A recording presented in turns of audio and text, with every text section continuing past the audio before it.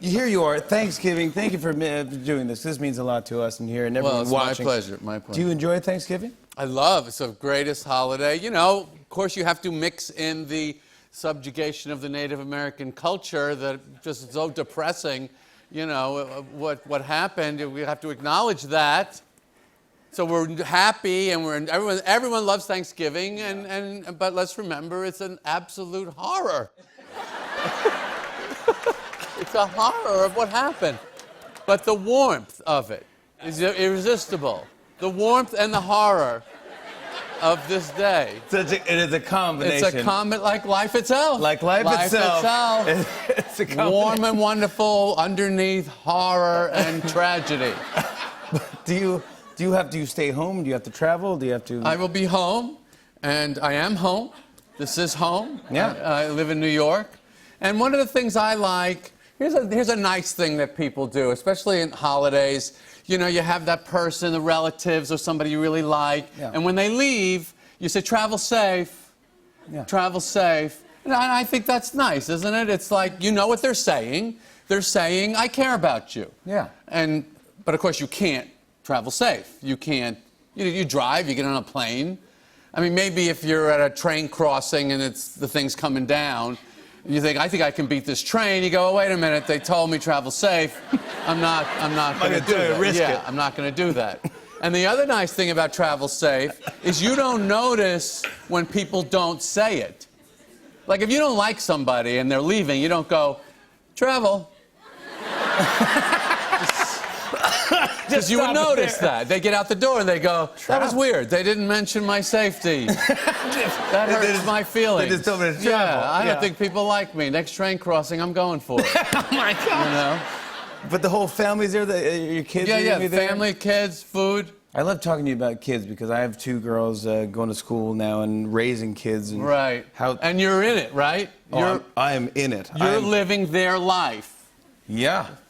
This is the part I didn't think was going to happen. I thought I grew up, I'm done with that. I went to school, I'm done with that. Yeah. No, you're not done with it. You got to do it all over again now. Do it all over again. Let me tell you, this is a true story, okay? When I grew up, when I was a little kid, my mother she wanted me to be outside or she wanted me to be able to play. So she would tie a rope around my waist and tie the other end to the garage door. I'm not making this up. And so that I could play in the driveway, and then she went back in the house. Now, there's a lot of weird parts to this. Yeah, right? Yeah. I mean, but it's like the 1,000 Clowns. But what's it? Yeah. So you're tied to the... I was tied to the garage. Now, of course, as soon as she went in the house, I untied it, went about my business, you know. It's not hard to untie a rope. But that was child rearing. You're in the radius. Yes, she felt like, I think kids, when we grew up, they were like parakeets. As long as I don't lose the parakeet, I'm doing my job, you know?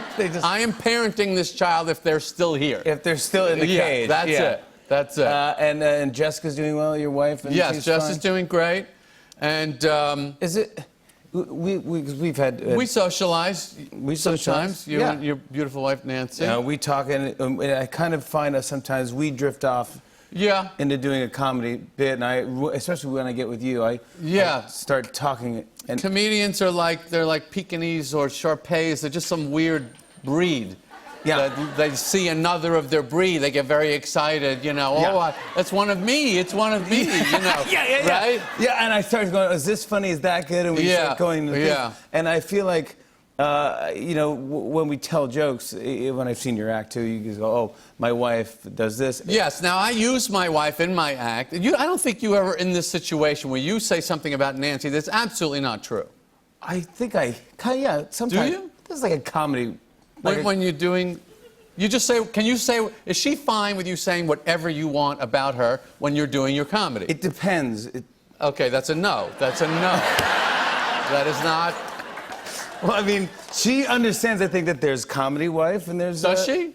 Because I think comedians' wives it's a little tough for them sometimes. I do a thing about you know, in your car, the dual zone temperature. Yeah. Like, gee, I wonder who invented that. I wonder who thought that might come in handy to shut somebody up about, you know, I'm freezing, I'm roasting, it's blowing on me. Yeah. You know?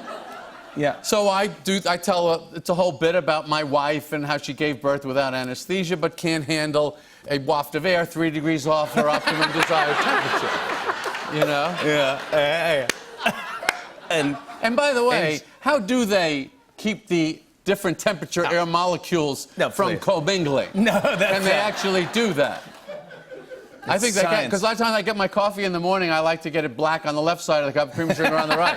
They can do it. They can do anything. They can do it. They can do any of that stuff. But has Nancy ever gotten upset with you about something you've said comedically? I think she might have. No, I don't mean. It depends. Yeah, it depends. That's a yes.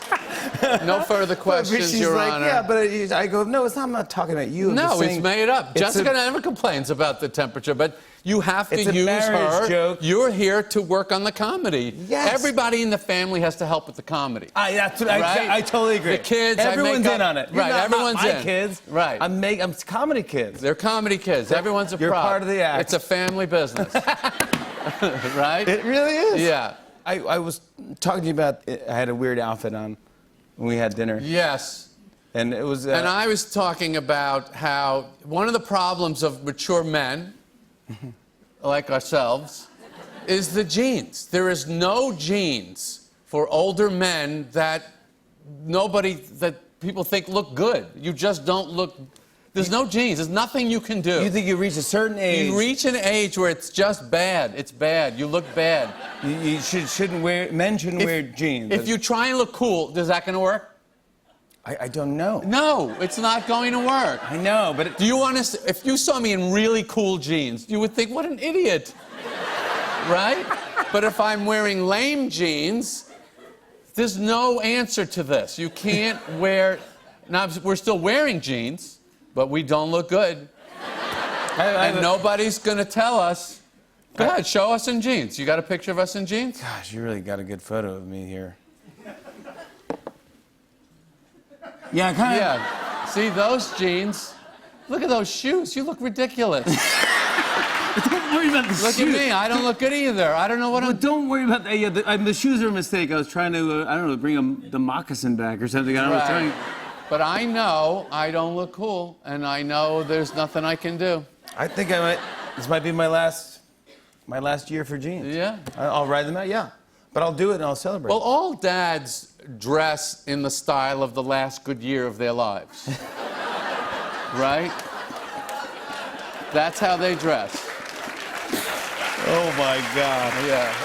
Oh my goodness. I was there. We were having dinner, and I was wearing a. I was there just like a weird, just a regular golf shirt or something, a burgundy golf shirt, and I had burgundy checkered pants or something. Oh yeah. And sneakers, and we had dinner, and it was great. And then at the end of dinner, you go, "So what's with the outfit?" And I go, "It was just me and you. You weren't doing it for anyone else. Right. Just me." And I go, "We time it. It's like a normal outfit. I'm just wearing a golf shirt and checkered pants." You go, "No, come on." No one wears this outfit. Someone does wear it. I'm wearing this outfit. And you go, "No, you look like a mannequin from Nordstrom's." Oh my God, made me laugh. We're like, oh my gosh, that was the funniest thing ever. I want to talk quick about your residency at the Beacon. Oh yes, I'm going back to the Beacon Theater. I'm so excited for that. I love that theater. What a cool thing. Yeah, it's like, I'm like at this point where I just want to be in those places where comedy just feels and fits. Yeah. You know, because when we're starting out, we do comedy anywhere anyone will pay us. Yeah. And now, now I want it to be like in that test tube perfect chemical environment. Acoustically. Yeah, acoustically, and the vibe of the room, and of course it's New York, so tourists come here, but it's perfect to go see. What do you do it like once a month? Yeah, like once a month, starting next year. I can't wait for this. Oh, me too. I'm so excited. I love that theater. I'm happy you're doing that because I'll be showing up there in my mannequin outfit.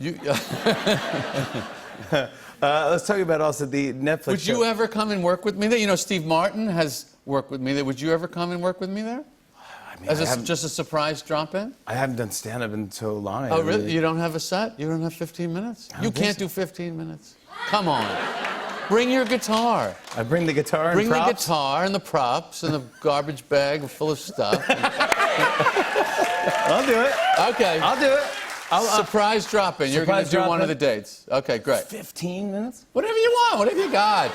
Let's say 5 to 10. I did half of your monologue tonight. Hey, let's take, come on.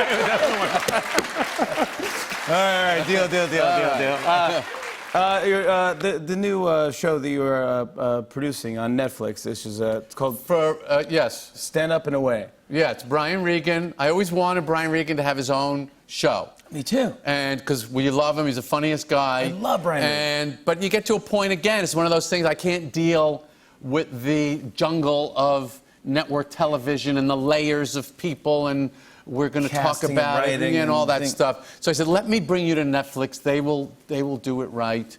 They will, So I brought him in. I said, let's just make a show with Brian. But I'm not really doing the show. Okay, I want to be clear that I don't want credit really. I just brought Brian there and said, you got to do a show with this guy. Like at the end of your show tonight, yes, there are credits, right? Correct. And there are executive producer credits of people who do absolutely nothing on this show. Is that correct? Nothing. They contribute nothing. No. You're on camera. Tell America that there are people taking credit for this show and doing nothing. Admit it. It depends. It depends.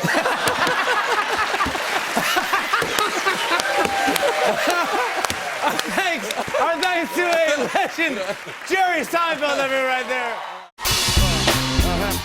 On and on and on. I said, and it's on and on and on.